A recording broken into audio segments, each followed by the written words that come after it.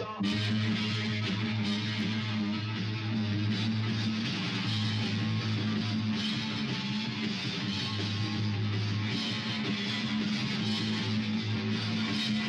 Sex Pistols and their version of God Save the Queen was denied number one in the charts by the Labour government and the BBC, which was an example that music could still chill the blood of the establishment. For while the rock generation was dropping acid and smoking hashish and telling us to love each other and the world, punks on amphetamine demanded we trash it, and this was just before Maggie Thatcher took over. The Punk Rock Movie is a 35mm documentary feature film, and it was produced in London in 1977 and 1978, highlighting the punk rock explosion that was reverberating all around England at the end of a decade. The film captures the last nights at the famous or infamous Roxy Club, which was the epicentre of punk. The film was directed by Don Letts, and it was produced by me, Peter Clifton. The Punk Rock Movie captures the leaders of the movement of punk in performance and on tour. The award-winning film is considered the only real true record of the sound and feeling of punk rock in London. At the time, London streets were alive with angry, unemployed British youth snorting speed, playing grating protest punk rock, and it was springing up in every smoke-filled room, blasting its discordant sound to disbelieving ears and challenging the established rock and roll superstars.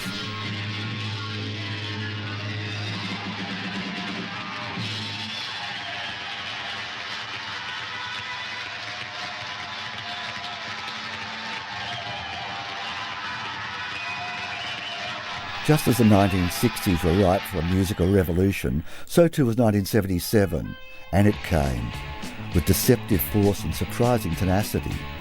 Punk was a howl of despair from an angry army of bored, disillusioned, disinterested kids, from huge decaying London council estates and soulless high-rise blocks.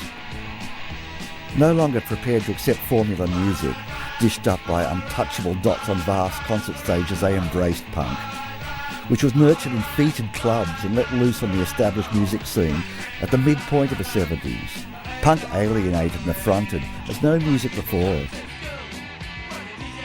This confused cacophony was sympathetically filmed by Don Letts and produced by Peter Clifton, me.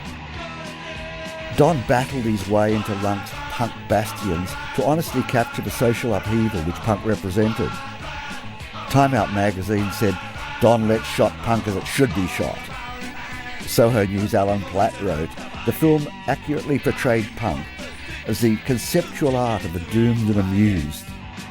The purveyors, led by the rancid Johnny Rotten and the precocious Polly Styrene, loomed large over the proceedings as jokers at the wake of an empire, intent only on vandalising what shreds of their own culture are left, standing at the end of a sweaty night at the Roxy.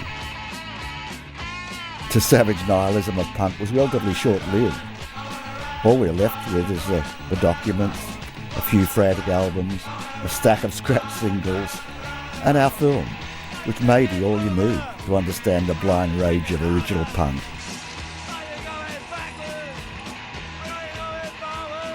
In 1977, it looked as though a cultural revolution more far-reaching and certainly more violent than hippiedom was on its way. The Sex Pistols' destructive rock and gob performances were coupled with Vivienne Westwood's ripped and mutilated clothing. And they were seen as symbolic of something greater, for a minute anyway. The attacks on the corporate music business and the mainstream fashion industry were promoted as a dry run for the overthrow of capitalism and the monarchy. This all culminated at the end of May 1977, just about when we started our film, when the Pistols released God Save the Queen, a personal up yours to the monarch in her Jubilee year. Instead of anarchy, however, punk became a fashion statement. By 1979, Sid Vicious was dead and Margaret Thatcher had the country under her thumb. For most people, punk was just a phase that passed. For a few others, however, its influence is still alive today. Supposedly punk had its roots in the working class, but its chief protagonists were more often middle-class art students, not planning on nihilism for a lifetime career. Old hippies were taking their place in the establishment. So what happened to the punks? Did they start mellowing into 30, 40-somethings, reminiscing about Halligan pre-Thatcher days, when it was a time of bondage trousers and substance abuse and leopard skin haircuts? I don't think so. Slaughter and the Dogs were formed in the mid-1970s against a bleak backdrop of Wythenshawe on the outskirts of Manchester. Slaughter and the Dogs found themselves quickly at the forefront of the punk revolution. Founder members, vocalists Wayne Barrett and guitarist Mick Rossi were schoolmates who struck up an immediate friendship. With one eye focused on their mutual musical influences of Iggy Pop and Lou Reed and the New York Dolls and David Bowie, and the other searching for something new to give themselves an identity, their songwriting savvy matched the sound of their heroes with the energy of what was to become punk. With the addition of Howard Zip Bates on bass and Brian Mad Muffet Grantham on drums, Slaughter and the Dogs launched themselves on an unsuspecting public, rapidly building a large loyal fan base in and around Manchester, while making a noise loud enough to turn the heads of the R&R men down in London.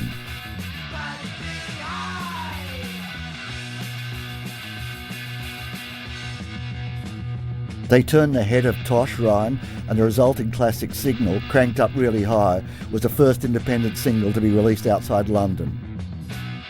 Recently described the single as a raucous amphetamine rush of a terrace chant comprising equal parts of glam and punk. The record won them a deal with Decca, a residency at London's mecca of punk, the Roxy, and a part in our legendary punk rock movie. Slaughter and the Dogs did the usual rounds in local clubs and working men's clubs, doing their own songs and covers of Lou Reed and David Bowie, and writing more and more numbers, and they went from strength to strength, picked up some good press and found themselves at the forefront of the punk scene, along with the Buzzcocks and the Drones and the Pistols. They even blagged their way onto the bill with the Sex Pistols and managed to get themselves second on the bill, first on the posters. Ronson said to me, "We really deserved the slag we got when we first started, but I think it's gone on a bit too long. We should be given a chance to show what we can do." Glenn Matlock told me, "I liked them. I thought they were a fun kind of band. I didn't consider them to be punk, but how they got involved in all of that, because that's what was going on."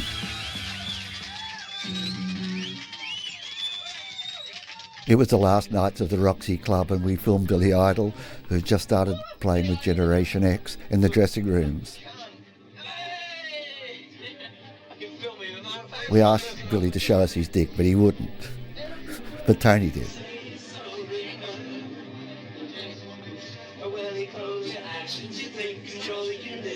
I think it's universe now. So we get on the tape, it's on you, so.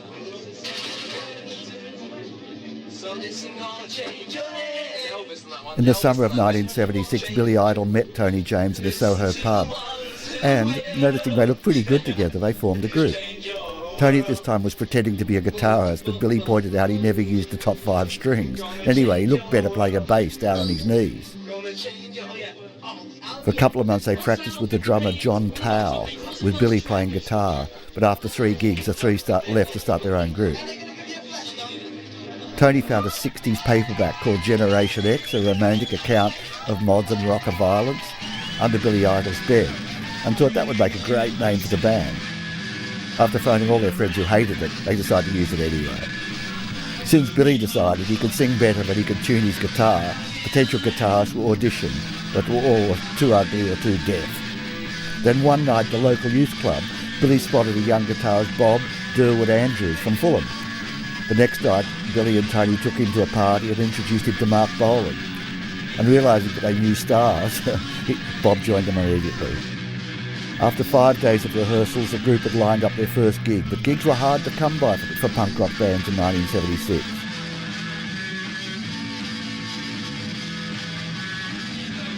The group decided it'd be easy to open their own club and play there, and so on December the 18th, they played the first gig at the Roxy Club in Covent Garden, which soon became the punk mecca. Generation X became very popular, with queues of punks and record companies stretching around Covent Garden for their regular shows. And just after Christmas, in a fit of generosity, they decided to give John Tao 10 years off to learn to play in time. Impressed by his warm overcoat and spiky hair, Mark Lapp, who was playing with the minimalist group Subway Set, was then asked to join the group. Mark proved to be a great character, truly believing himself to be Keith Moon, and helped to incorporate Generation X's raw, chaotic stage show. The group was finally complete, and the four Londoners continued to play a number of sold-out concerts around the English clubs. Their London concerts soon became like company conventions. A&R men very attracted by Billy Idol's great looks and the band's sort of pop potential. Generation X soon began to get a very large following and vast coverage in the teeny magazines owing to that punk image. The music papers began to hate the group, giving them continuous coverage every week for being such image-conscious stars. This enhanced their reputation. Tony stated in an interview he'd never have a fat person in the group. Journalists everywhere promised to flatten Tony for being so astute. Chrysalis Records eventually signed Generation X with promises of ceaseless faith, creative control, huge advances, which were immediately handed over to the group managers to invest in Alfa Romeos and their wives and drugs. The group's first single, produced by Sweet Bay City Rollers producer Phil Wademan, whizzed straight into the charts at number 38, and Generation X were the first punk band considered to sell out and go onto the fading top of the pops, bringing punk rock home to the BBC. Tony Blackburn was host and DJ for the show, and he was not as thrilled as the kids. But the group continued to hound him at the Studio One with their next 3 hit singles, till the eventual breakup of Tony's marriage. I was good mates with Johnny Rotten, but my favourite punk was Billy Idol. He was like a silver doll. One night I took him to an exclusive cocktail party at Eaton Square where he wore tight black pants and a black leather jacket. It was the time of Wimbledon, and Bjorn Borg and Connors and a few stars were there, but all the women couldn't take their eyes off Billy Idol. The girls were watering at the mouth, and I was firmly there on the party A-list.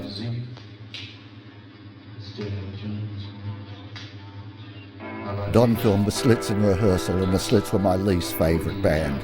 They had to come and meet me one day, and Ari, the lead singer, arrived with a mother, having this furious fight, started hitting her mother, and then when my studio door was closed, she started trying to kick down the door of my studio. The milkman had left a couple of bottles of milk, so she smashed those. I opened the door to absolute chaos. She was 14 years old and looking for trouble. The Slits were an all-girl band between the age of 14, 15, 16, 17 with very little musical talent, but a lot of chutzpah. Visually they excited me, but musically I found them very hard to take. The Slits went on to make a few albums, parading naked on the cover of one of them to everybody's shock. Didn't sell many copies, but really created a niche in the world of punk rock.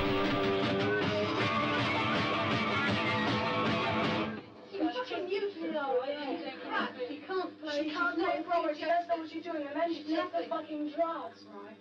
I mean, she doesn't concentrate, she doesn't try. You know, she doesn't even try to play the bass, the record, you know. She's not into reggae, she doesn't like reggae. At this time, I was running my own rock and roll film studio in converted garages in Notting Hill Gate. I'd heard about a young DJ whose girlfriend had given him an 8mm sound camera and was shooting for new punk bands.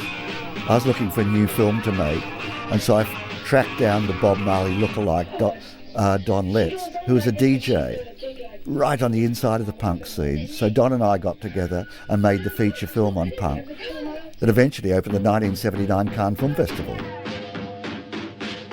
I originally found Don, after a fair bit of trouble, working at a shop called Boy, which was a punk shop on the King's Road. As I arrived, Don was being busted by London police for displaying a decapitated hand and foot in the window. Most of the punk clubs were tiny, seething and packed, so Don as a DJ could shoot from the protection of his booth.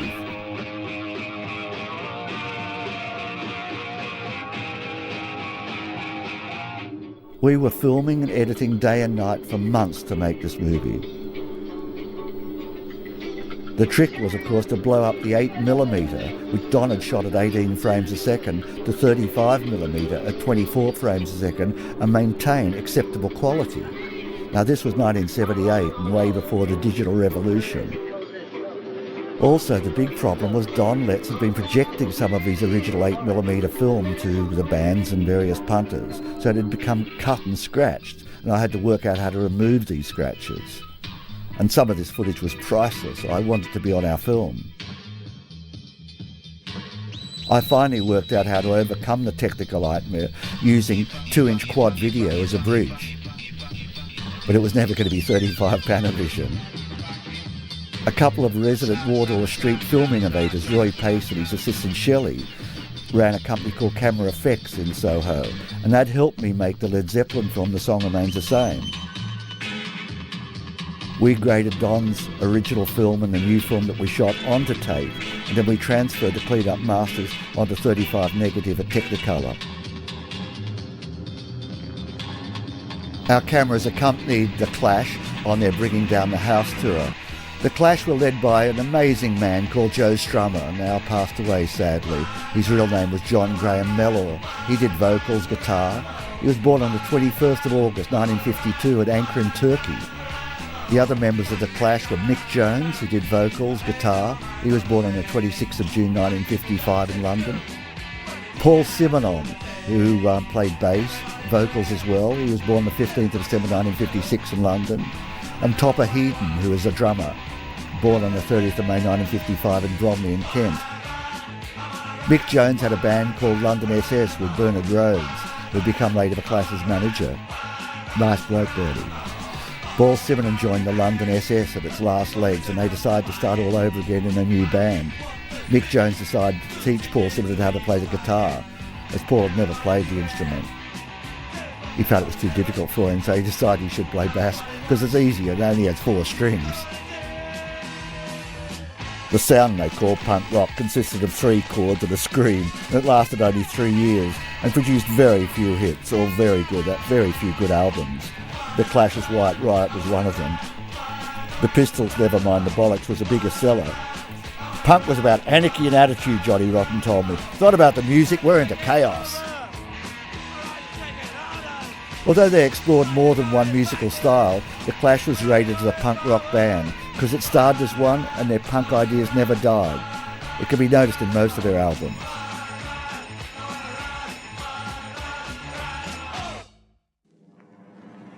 Joe Strummer said to me that their work is an attempt to show different feelings, like the union that must exist between people. He also said The Clash was trying to teach new ways of feeling, thinking and being to their fans. Joe said the money wasn't really important. They just wanted to transmit their ideas.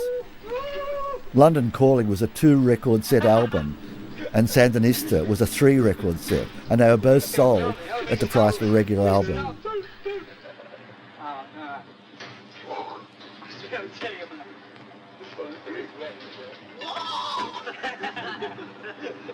This was very funny because he jumped into the little kiddie's wagon and the woman that was serving in the shop sort of said, "No children allowed."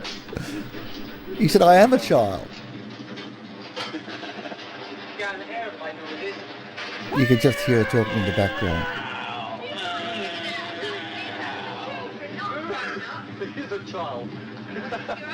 "Would you like me to get out or would you like me to fetch the police?" she says.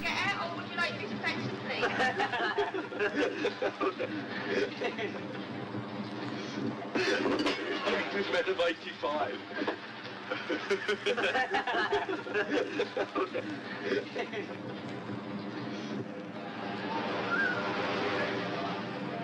The boys did a send-up of a current TV commercial on showing that smoking kills you.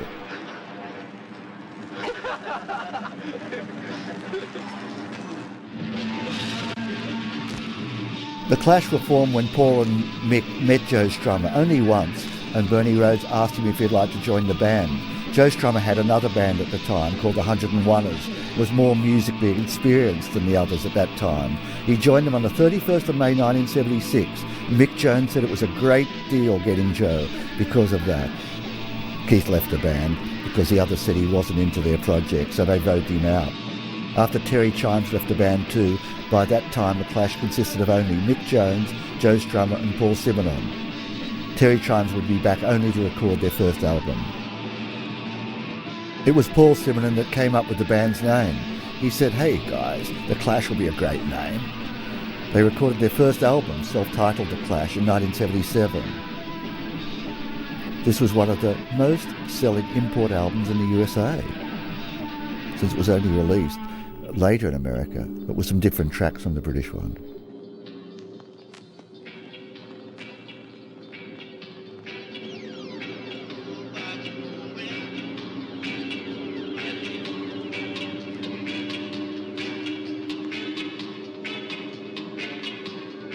The Clash started to really develop a great number of fans, and what was considered their best album by Rolling Stone magazine and music critics was their third one, which was titled London Calling, rated the best album of the 80s decade and one of the best rock and roll albums of all time.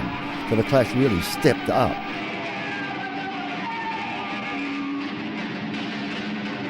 Mick Jones later started another band called Big Audio Dynamite, of which Don Letts, our director, became a non-musical playing member.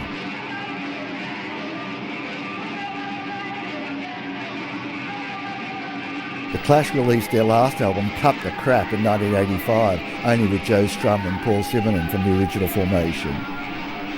After the end, Joe Strum and Mick Jones, the ones who wrote almost all of the Clash's songs, started working together again in the Big Audio Dynamite project. Although they've explored more than that one musical style, as I said, The Clash were rated as a punk rock band.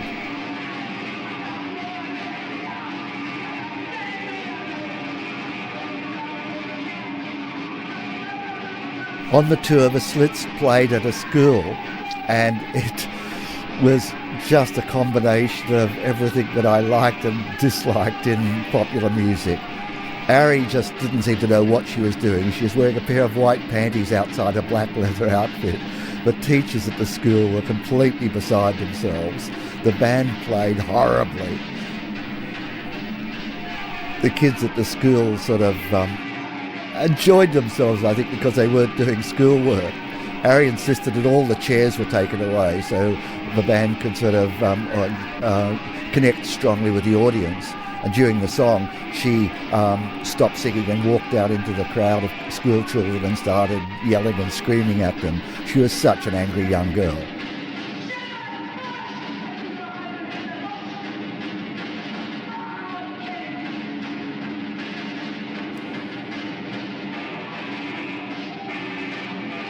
The Bringing Down the House tour went down in punk history as one of those legendary tours where the music spread across the country. A lot different from the rock and roll tours I'd been on in the past.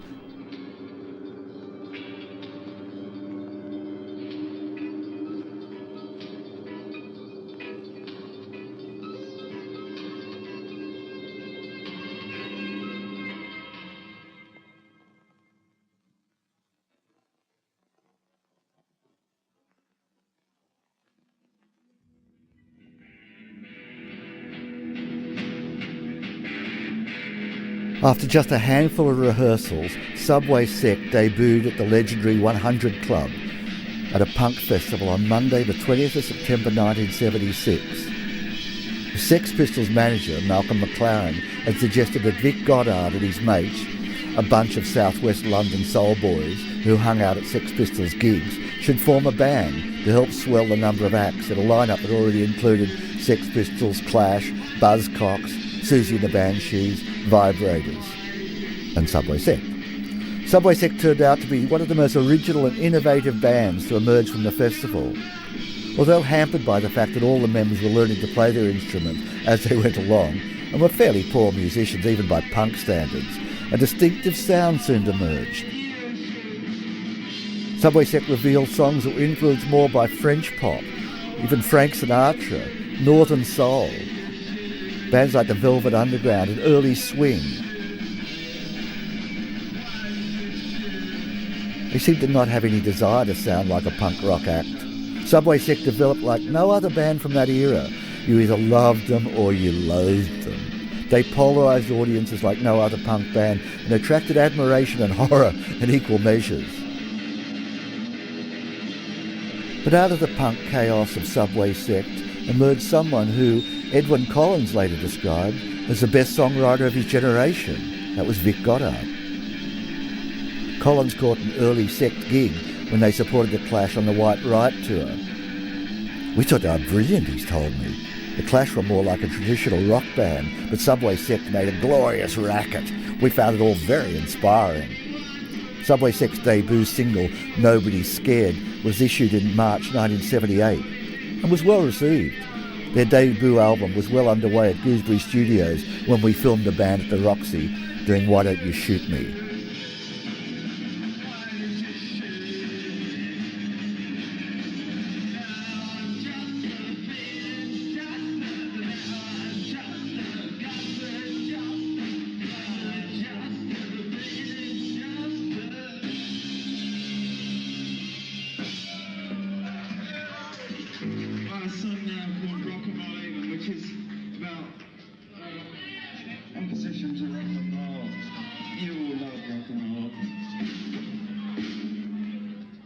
Alternative TV were an ongoing joke in our movie.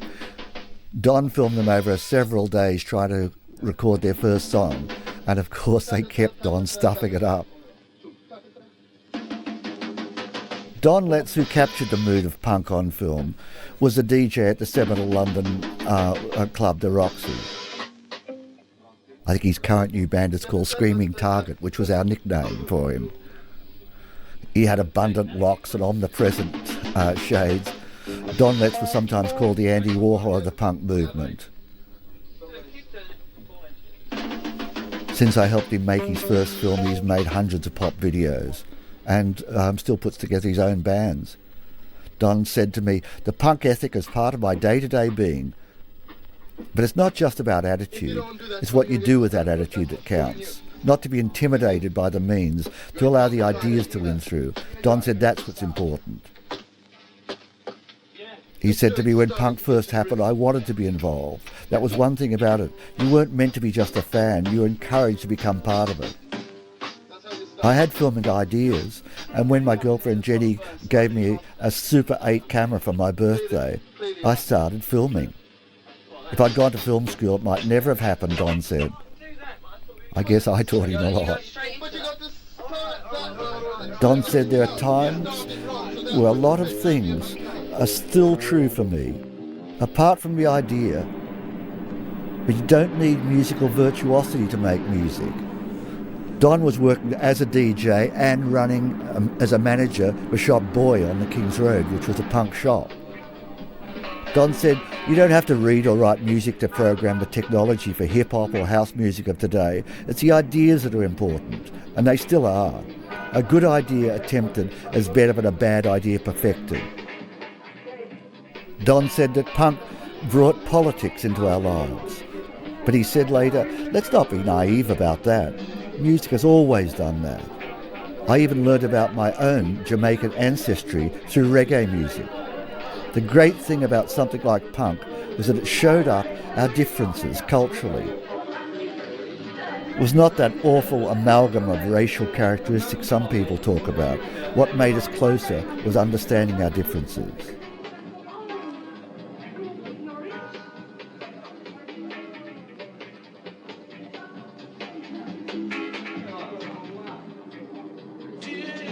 Don believes the whole thing about the generation above is changing. Of course the anti-establishment soon becomes the establishment and gets money. But we're no longer like our parents. They're as old as rock and roll. Music is still important to them. Every generation has a backlash against what has gone on before. The ideas of punk are still there. It's only the name that has changed.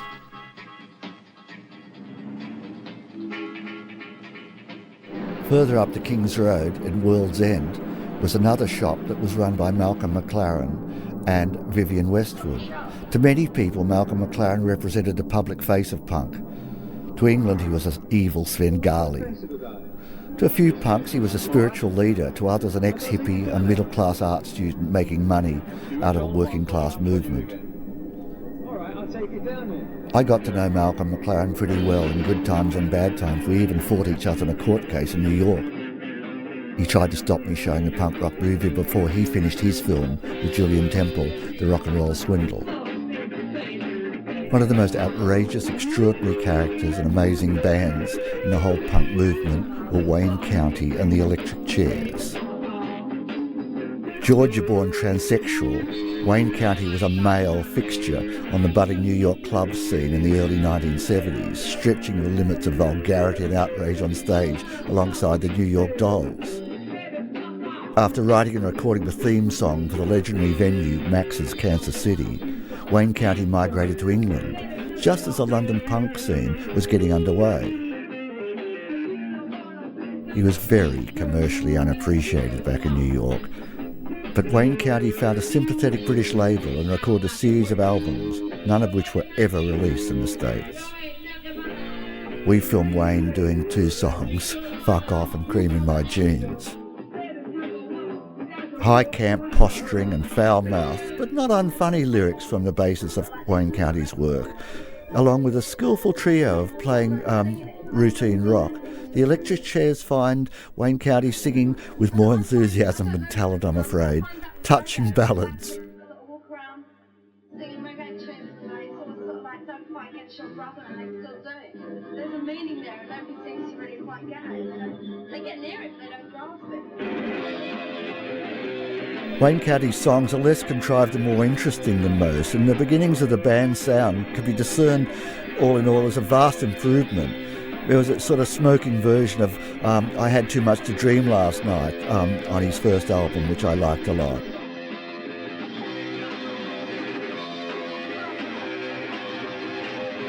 Wayne belts out the shambling version of Cream in My Jeans and Fuck Off, which is pretty dire.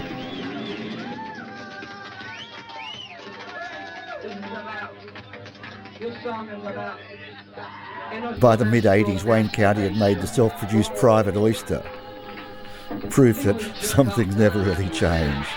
Wayne sounded exactly the same as he had on Betty Grable's Legs.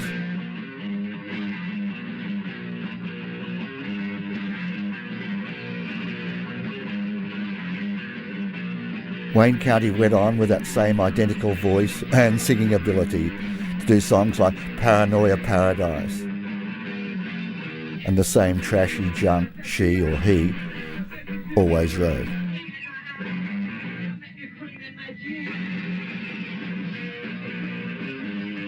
He was a great performer. He or she was a great performer. I liked the fact that she had a picture of the Queen on her beret. The audiences were never quite sure of whether he was taking the piss or not.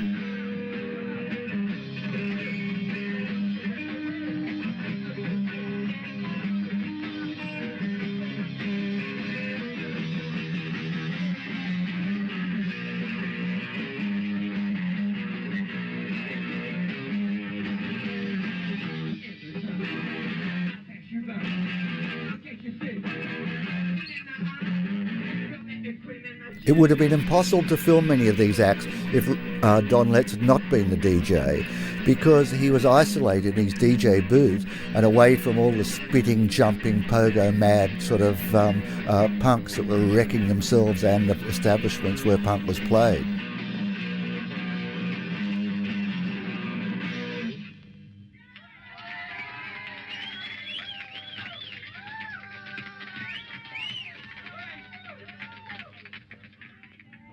Drank too much beer to do this.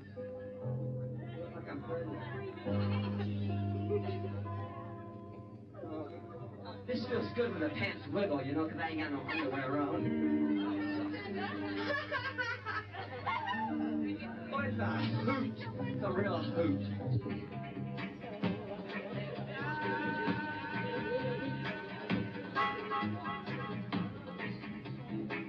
The punk fashion was changing the whole look of England and what young people did and said and looked like. I didn't believe punk could last more than a moment. It was like blowing the last few embers of the fire. It didn't produce many great ideas, but a few were given mighty worth. It was a fabulous notion of disorder in a world that profited by order. Teen culture still meant something dangerous.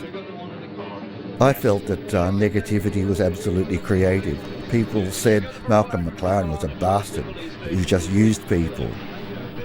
But the gestures that he created were art, even though they were full of spite and anger and love.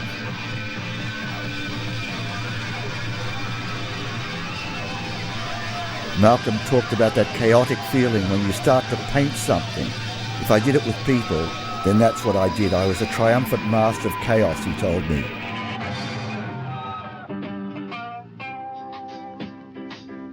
In a way, punk was the last time you could be negative. It was a sort of glorious to be so irresponsible and wonderful to think that people could make money out of it. Peter Gabriel said at the time, "What I hate most about Malcolm McLaren is that you hate musicians," and he did. Malcolm said, "Hey man, it sounded more exciting if they couldn't play." It was negative lifestyle, not giving a fuck about the music or the graphics or the presentation. Nothing must be respectable. I remember him once saying to Sid Vicious, "Sid, you're looking too good. Go and cut your body up a bit." You've got a problem here, right? Was Sid Vicious the only rock and roll junkie in the world? Bollocks, it was nothing new. So when you come back down into your rhythm, what has happened that you've lost momentum? Strange in England at that time, people were starting to think that bad behaviour was good. You couldn't be respectable. Nobody did it by accident, they did it by design. Punk was horrible by design.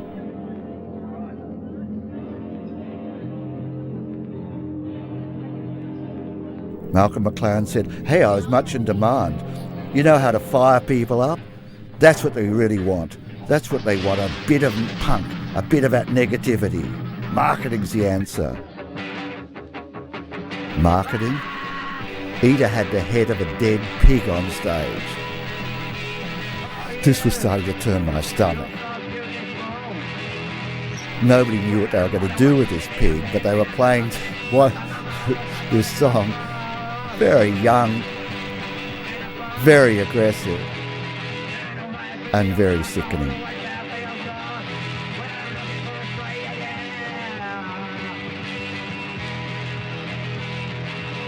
The song was called No Brains, and I guess best represented by this dead pig.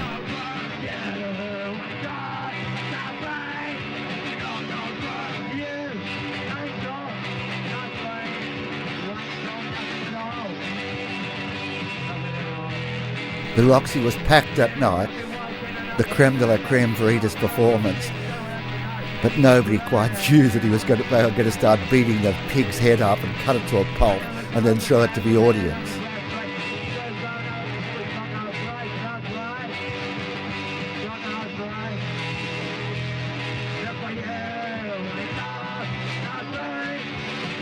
This was all about punk attitude.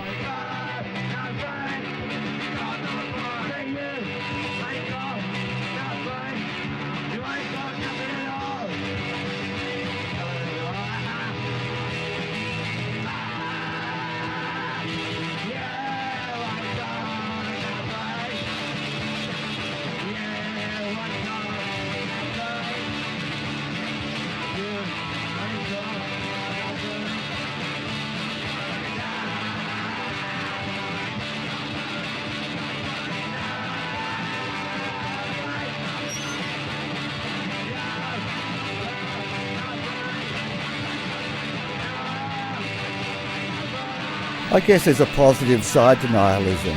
It requires courage to reject things, as opposed to the self-destruction and cynicism which affected a lot of people before and afterwards in popular music.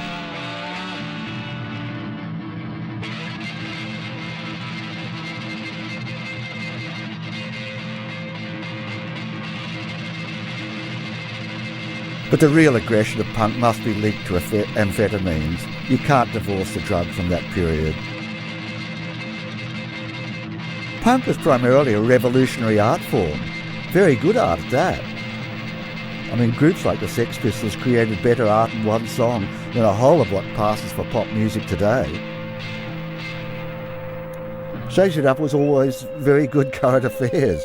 It provided news spreads around the world and gave the media the perfect antidote to the Queen's Silver Jubilee in 1977.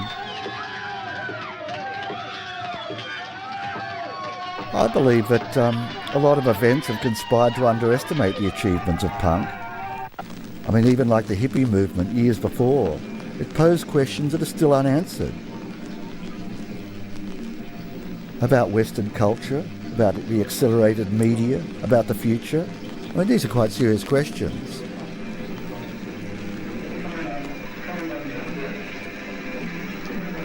I was not into drugs and never really believed that they did anything good at all, except maybe expand stupider people into being more stupid.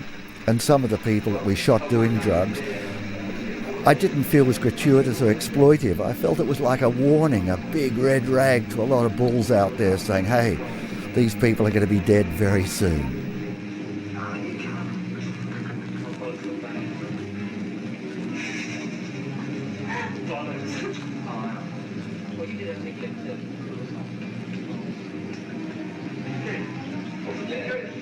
Of course, the thing about punk was its attitude to class.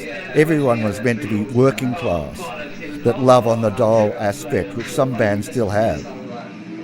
Normally we'd be ready to hit it up now, right? I find that attitude vaguely offensive.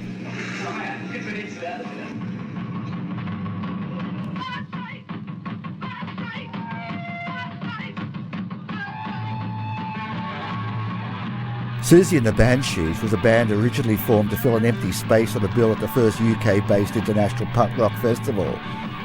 The show was organised by Malcolm McLaren at the 100 Club in London's Oxford Street.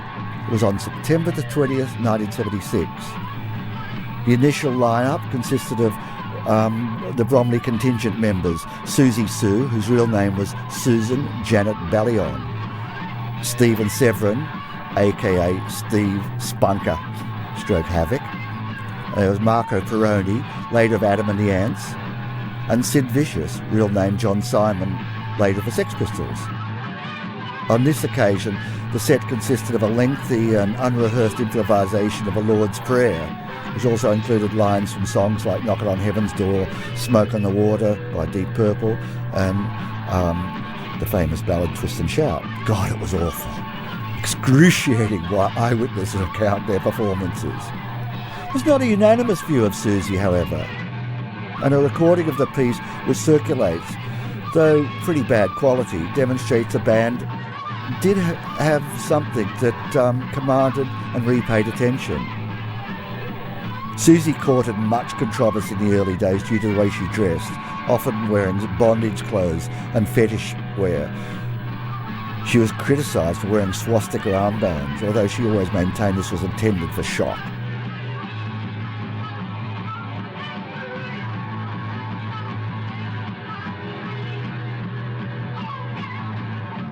By 1977, Siouxsie and the Banshees were taking themselves seriously as a musical unit, and they recruited Kenny Morris and Pete Fenton to the lineup, which was now gigging regularly and attracted a solid fan base.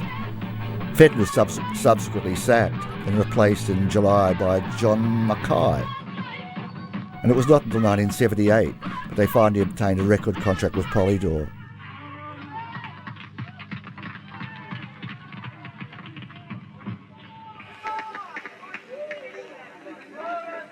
Then I suppose sort of people that come from, a different kind of background, maybe.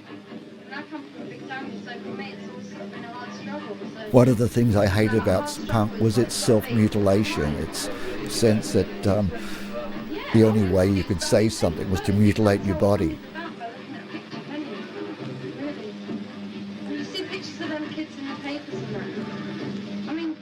I just thought this was a scream to be noticed.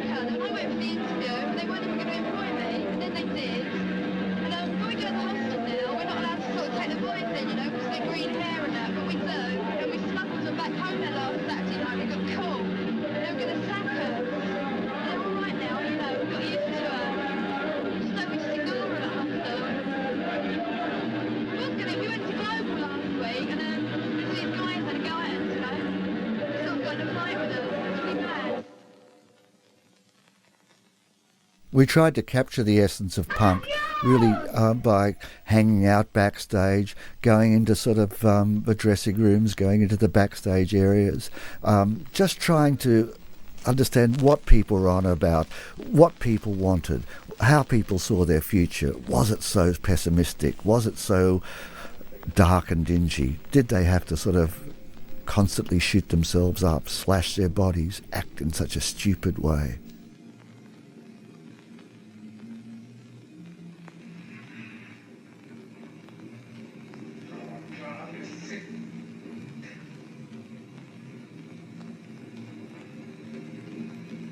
As a rock and roller, I saw the use of drugs in a way to make them high, to make them creative.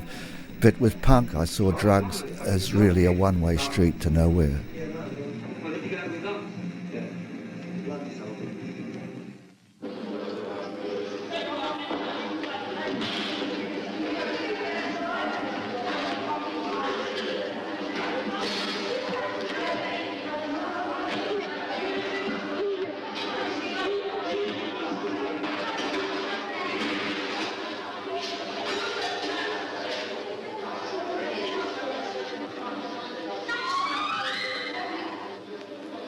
Harry up from the Slits was always in fights, always causing trouble.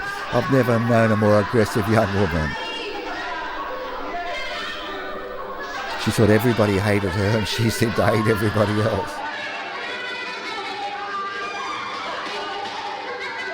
She was determined to clear away all seats so that the audience could behave or misbehave the way that they felt.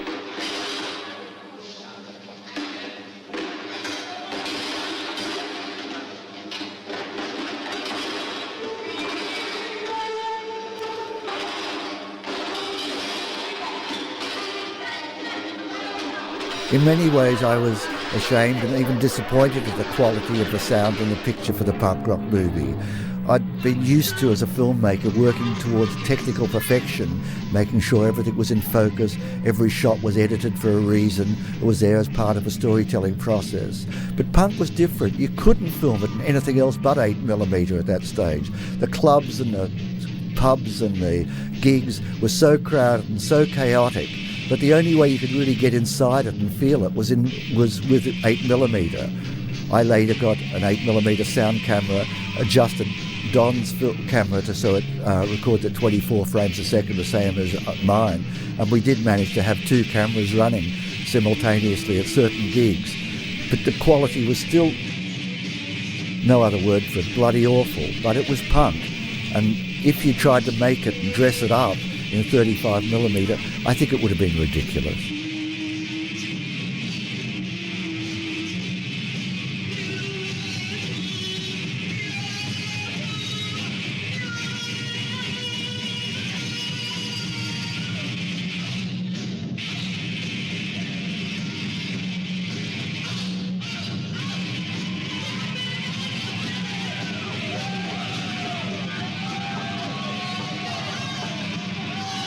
At the end of the Slits gig at this particular school, the headmaster put a big notice on the notice board. I noticed as we arrived the next day, no other punk bands will ever play at this school.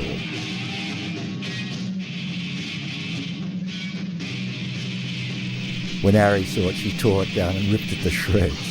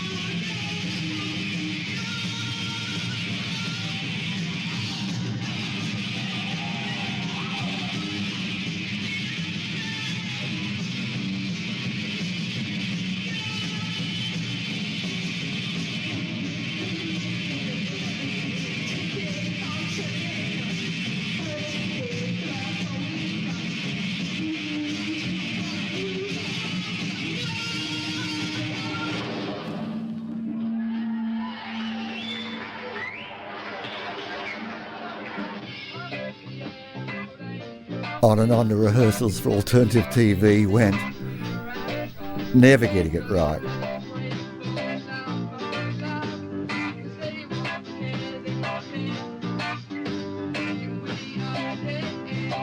When I met Ari up a few years later, after the punk thing was all over, she sort of said, I suppose, because I was a purist more than anything else then, I hated it when punk got watered down.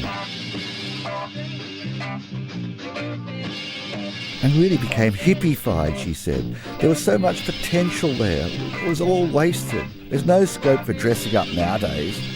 Why has it become so unfashionable?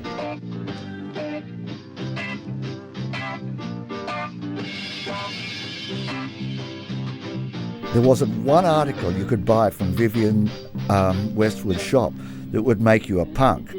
And these days you can go and buy your image off the rack. I wanted the slits to turn people's heads. Now nobody wants to stand out. Everybody is spoon-fed. All these faceless, banal bands.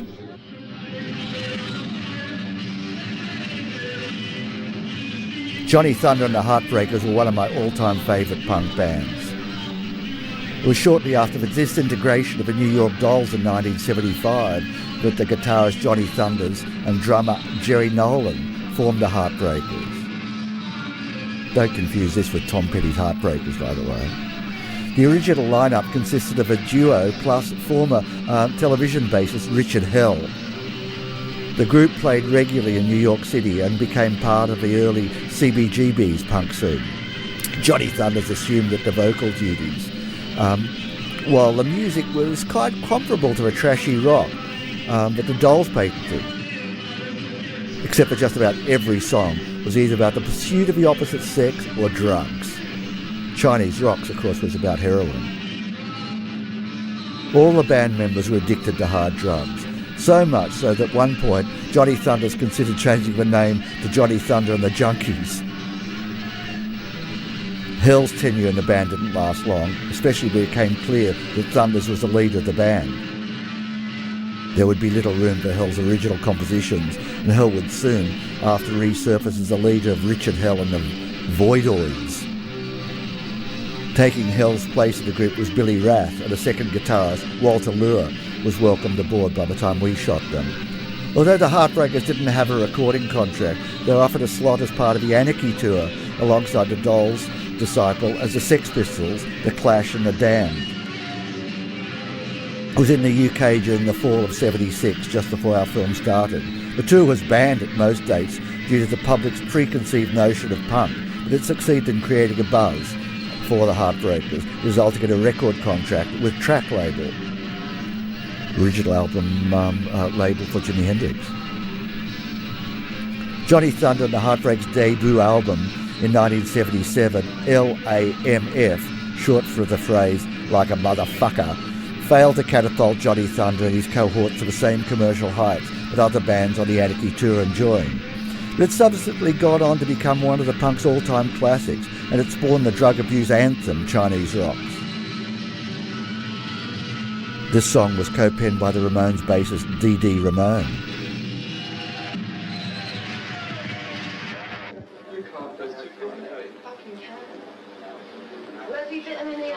We filmed Susie and the Banshees again when they came back to London while they were on a tour with Susie and her husband Budgie, who later started a side project called The Creatures. Susie's version of A Lord's Prayer was starting to sort of make quite an impact on the punk scene. The song that we eventually filmed of hers after Bad Shape was a song called Carcass. His lyrics just completely blew me away. Someone's in cold storage, seeking Heinz main courses, craving for raw love. He'll hide you from the cleaver, he'll hang you forever, longing for fresh meat. By hook or by crook, you'll be first in his book for an impaled affair. This song's called Carcass. It's about a dead body hanging up in a refrigerator. Hello?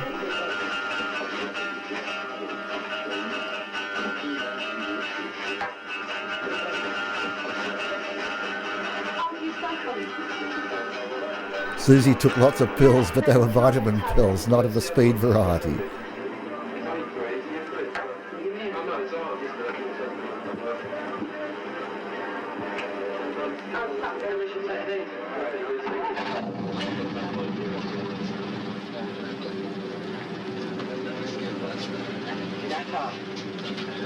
They went on tour with Johnny Thunder and the Heartbreakers.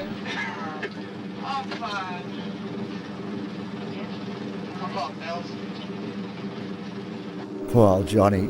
The Johnny Thunder and the Heartbreakers court-hair, hard-living lifestyle sort of eventually began to take its toll on the band. They split up shortly after we did the film. Although they reunited from time to time over the years, right up to Johnny Thunder's drug-related death. That was 1991. Nolan following soon after, his longtime partner in crime, to the grave in 1992.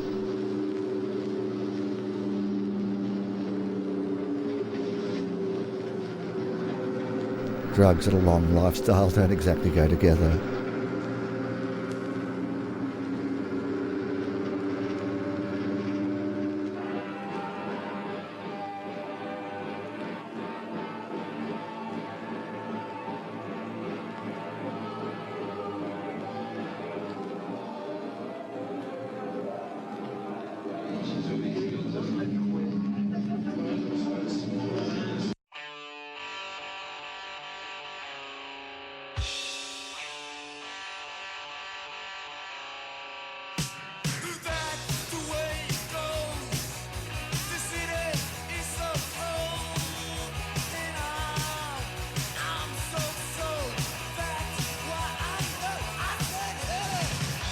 The prophetically titled Born to Lose, which I often felt I should have called the film, by Johnny Thunder and the Heartbreakers, seemed to say everything about these poor boys. Yet the audiences loved them, that sort of driving energy, that pessimistic view of the future. Surely hit the right chord with the punk crowd.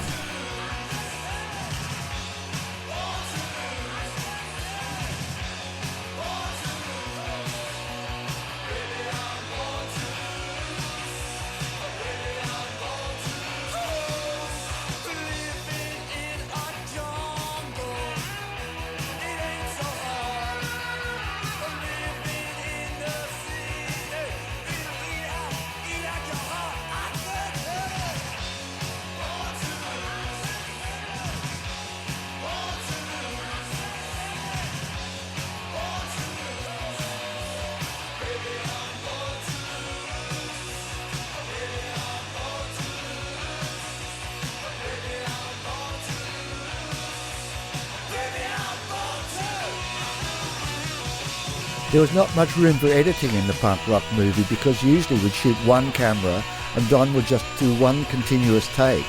Afterwards we'd film as much as we could of the audience, so we did have some cutaways and atmosphere to be able to create the feeling and the sense of being there. But it was essentially what you saw is what you got.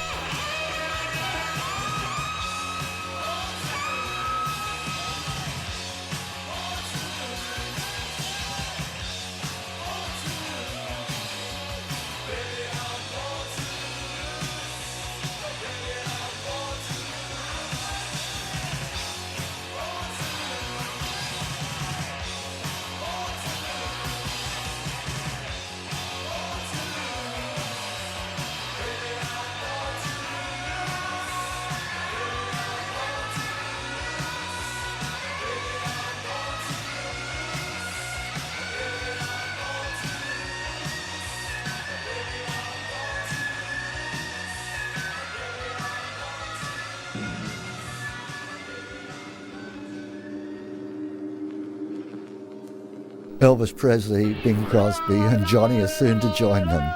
It's so cruel but so correct. How does it go after that? Now there's Don Letts getting through the day.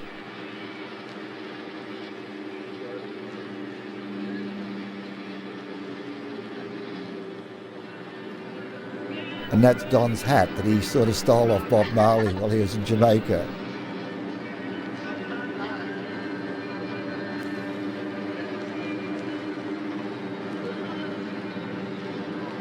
Siouxsie and the Banshees are probably best known for the mainstream songs like Kiss Them For Me. But Siouxsie and the Banshees did everything, from the punk in the 70s to going new way. You know, that's so bad. It's really impossible to classify this band, and it really depends on which era or song or album one's talking about.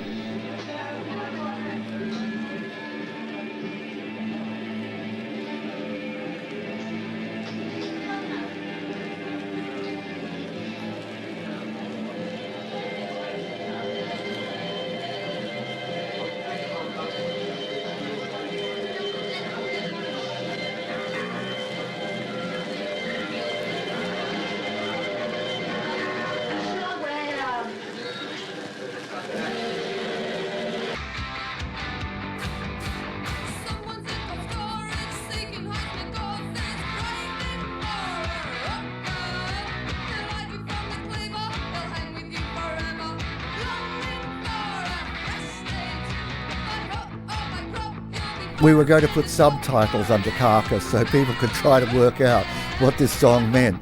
But after we did it, we read it through it, and I got to know the song quite well. I realised it was impossible to ever work out what it meant. Out of the frying pan into the fire, mother had a son for tea.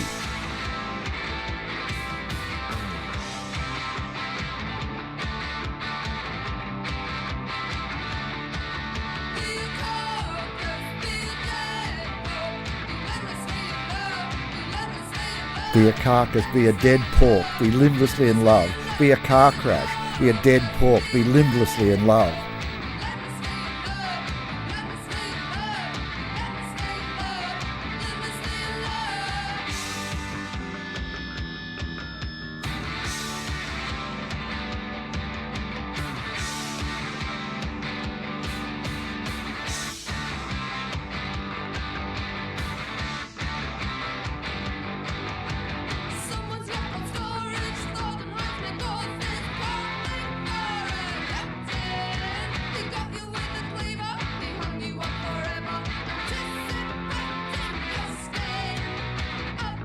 Carcass's pre-Silence of the Lambs, but you can see something in there where he says, he got you with a cleaver, he hung you up forever anticipating new skin.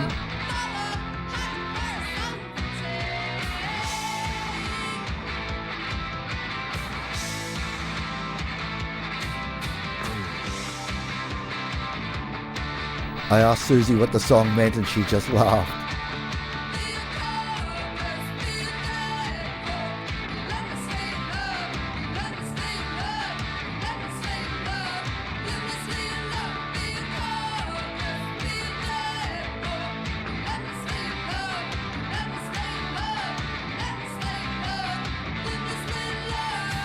Siouxsie was a feminist of the first order, and when the infamous Bill Grundy interview with the Sex Pistols, which led to the notoriety for the Sex Pistols in 1976, was sparked when the TV presenter Grundy attempted to chat up Siouxsie on primetime TV, and she really told him where to get off.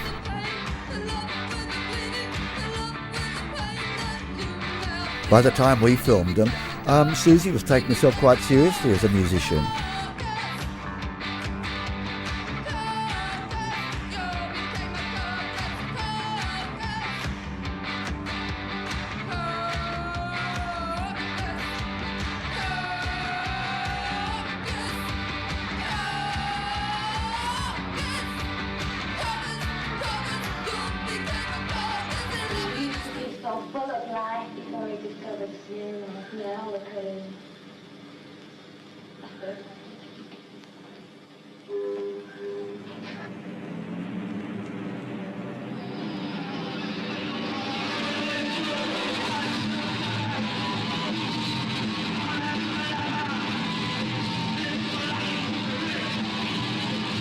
The Clash's anti-rock and roll, No More Rolling Stones, 1977, became a real anthem, a sort of George Orwellian sort of agreement, if you like, to be able to say, we are not going to sell out.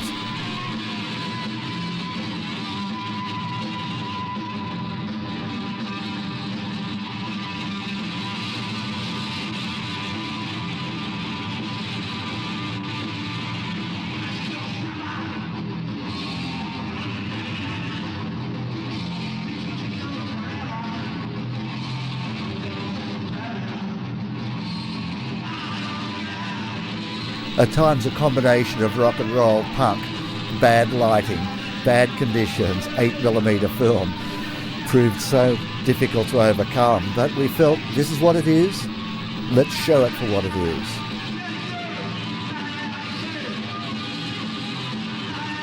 It can never be filmed again.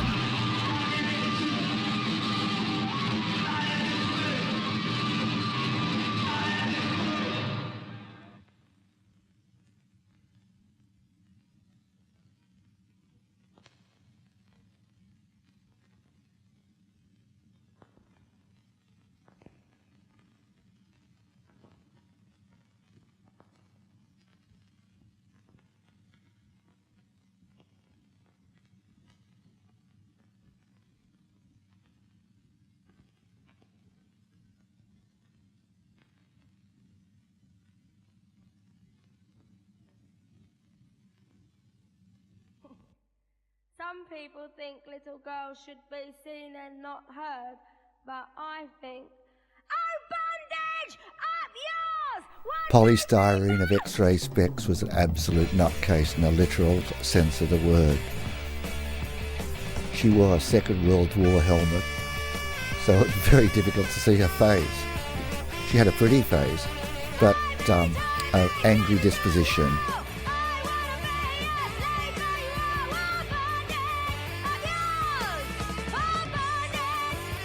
She was always on the run from someone or somebody, including a mother, who'd be hovering around the place looking for her. And eventually, after we finished filming, they put polystyrene away into a mental home for quite a long time.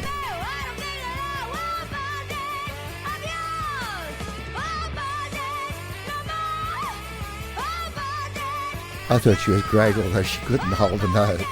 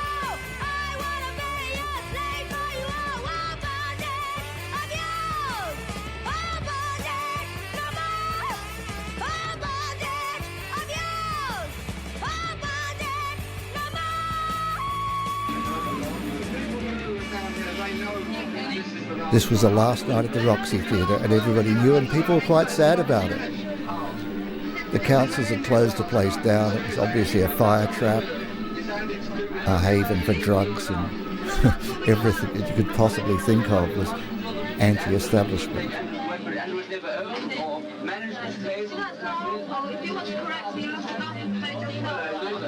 Necessary. We'll have to go and who's your manager? Can I have the name of your manager? Nelly's over there. Malcolm McLaren's our manager. See him. We all blamed everything on Malcolm McLaren, of course.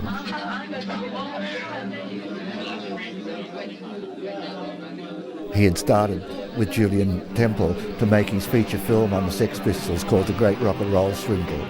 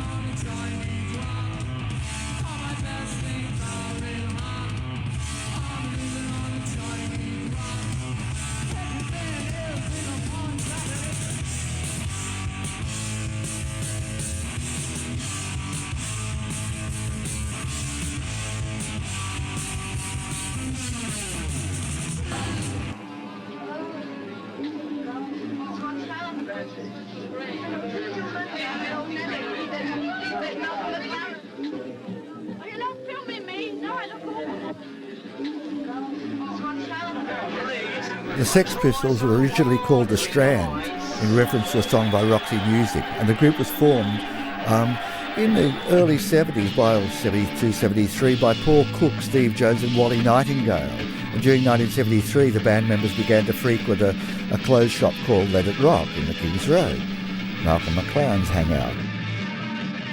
They met Malcolm and asked if he'd be interested in becoming their manager, although at the time he declined. Del Noons, who they met at the shop, was recruited to play bass. By 1974, the group called themselves the Swankers and played their very first gig at a birthday party. They also began rehearsing at a studio called the Crunchy Frog near London's Docklands. The remaining members recruited bass player Glenn Matlock. Johnny Rotten, who was another of a clientele of the by now renamed and restyled Sex Boutique, showed up at the shop one day in August 1975 wearing a homemade I Hate Pink Floyd t-shirt.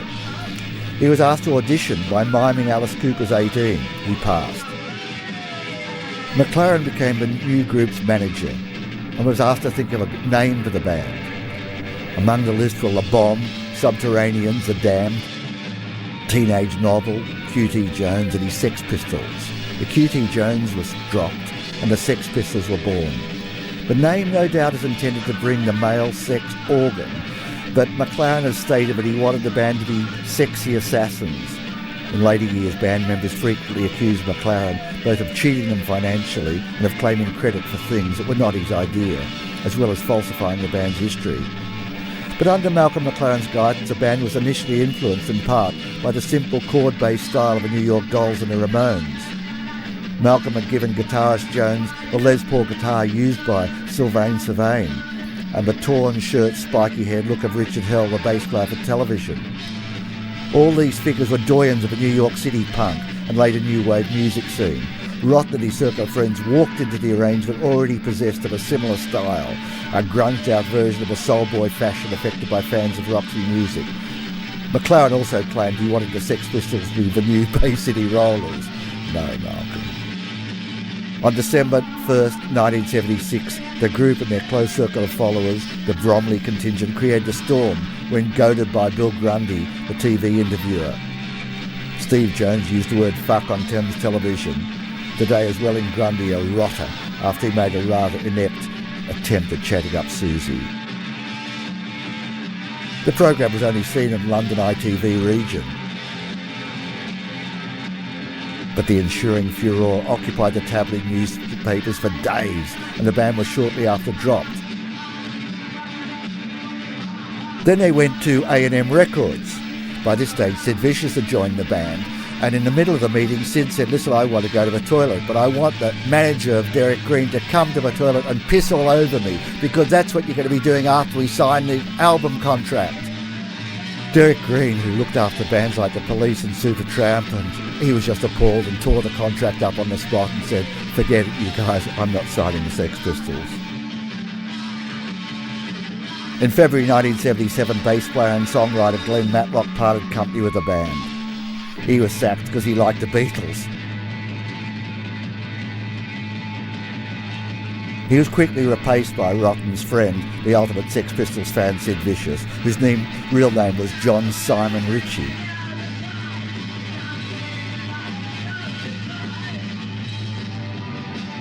At the Sex Pistols live performances, Sid's amplifier was often turned down, but most of the parts on the bass later re-recorded by Steve Jones or Matlock. The group's second single, eventually released by Virgin on May 27, 1977, was God Save the Queen, a stinging attack on the royal family.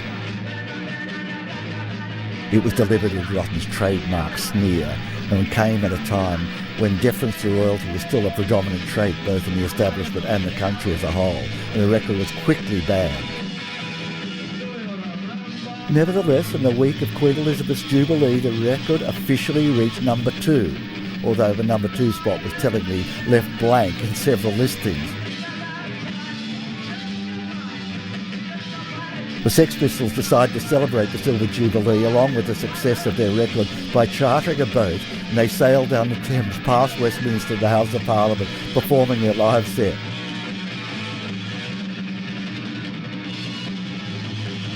Soon after, Johnny Rotten was assaulted by razor-wielding gangs of teddy boys in Finsbury Park, which didn't see the funny side of the Pistols' anti-royal antics.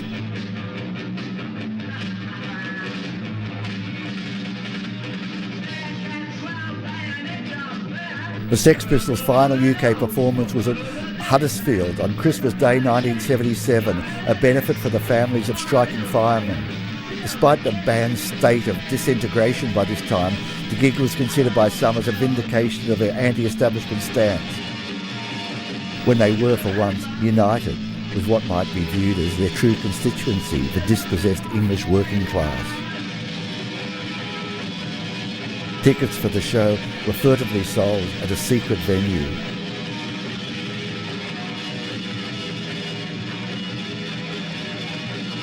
The atmosphere was counter for negative publicity that had been generated towards the band. Before the show, Johnny mingled with the crowd wearing his pith helmet and a good humour. Years later, the promoter of the gig realised that the Sex Pistols never cashed his cheque. Early in 1978, an American tour was booked by Malcolm McLaren. They were scheduled to begin the tour with performances on Saturday Night Live, but due to minor scrapes of the law, they were unable to receive their passports. But they did a 2-week American jaunt eventually, which was exhausting, badly planned, and it was a dispiriting experience for all concerned.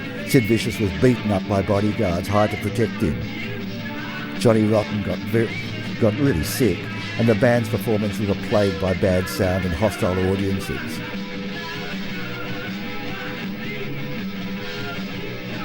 On the last gig, Johnny Rotten famously walked off saying, "Do you ever get the feeling you've been cheated?"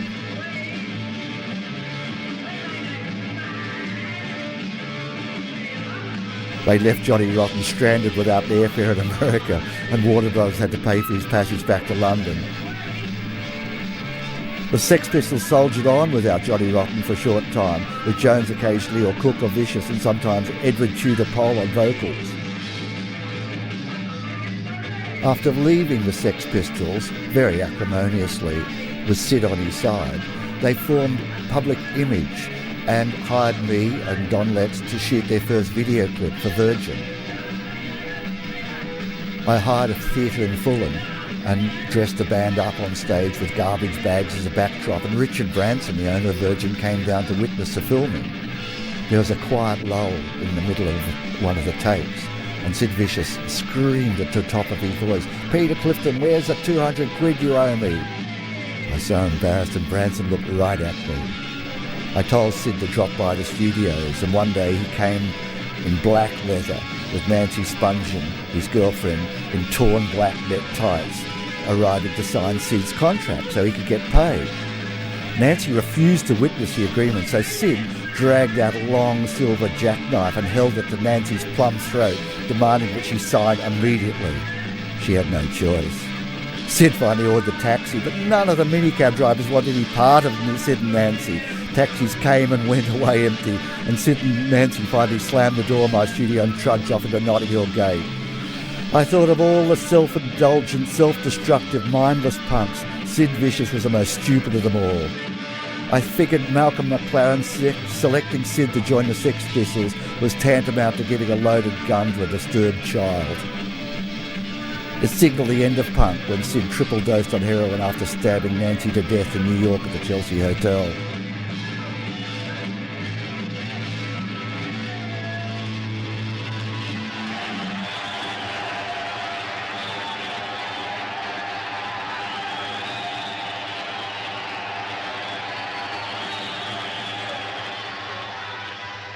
After finishing the punk rock movie, I sent Don Letts and Johnny Rotten to Jamaica to investigate making a film about reggae, with Bob Marley, Toots and the Maytals and all the reggae stars.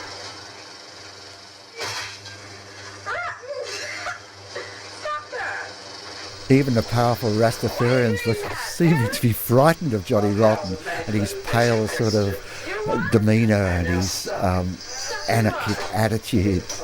They just didn't know what to make of him. Johnny Rotten, the superstar.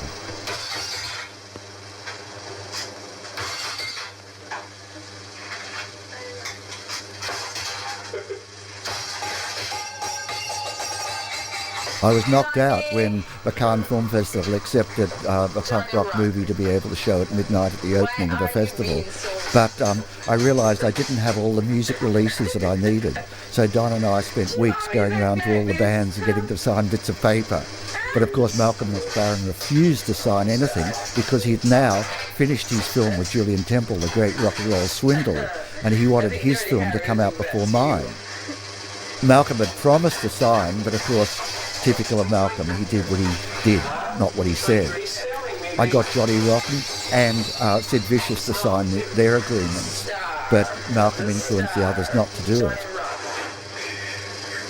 The film was picked up by a big American distributor, and before it was about to open, Malcolm McLaren attempted to injunct me in the New York Supreme Court. Malcolm McLaren, to whom truth was a complete stranger, had agreed to grant this release for my film, and we had to fight him in the courts. I hired John Eastman, the brother-in-law of Paul McCartney, to represent me. The judge took one look at the situation and said, Malcolm, did you know Peter Clifton and Don Letts were filming? He said, yes. He said, did you have any signs up saying they can't film? And he said, no. So the bemused judge threw Malcolm's injunction out of court. We opened the film in New York, where the punk rock movie was a minor hit and stayed on the Variety top chart for weeks. When I was a boy at school, I'd go to the movies, and every cinema would begin with God Save the Queen.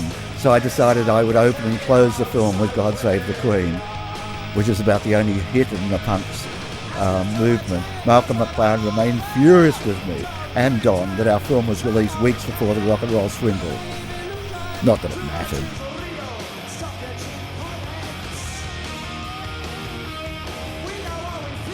It is now 2006, and I've decided to restore the punk rock movie using the modern digital technology to try to improve the sound of the picture, but to remain faithful to Don's original vision and mine to some extent, that punk is punk, and you can judge a book by its cover.